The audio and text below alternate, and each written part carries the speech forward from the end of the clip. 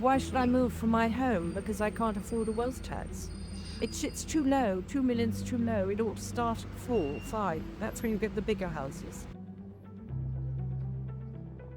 This idea of putting wealth tax, so-called, on houses worth 2 million. But if anybody knows, 2 million doesn't buy you much here. And I've been living there for 40 years, and the prices have gone up. But why should I move from my home because I can't afford a wealth tax? It's too low. 2 million's too low. It ought to start at 4, 5. That's when you get the bigger houses. What would you have asked them to do instead to raise that money? Less welfare, I think. Let's get people back to work. Our young people are leaving in droves because there's no future for the hard-working young professionals. And yet we get more and more people coming here and not paying their way. They've already chased away most of the long dogs. But everybody was rich.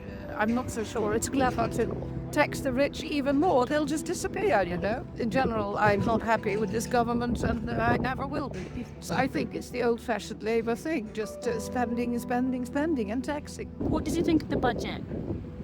I think it's quite good. I'm happy with that at the moment. What did you think about the mansion tax? I'm happy with that.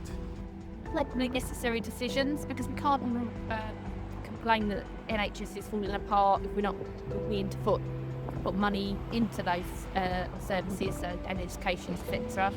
So I'm not overly surprised. Kind of disagree with the answer limit. It's like you're getting taxed on the same amount of money multiple times. It's like if you're trying to plan for your retirement, you almost your future, you're kind of getting punished for it.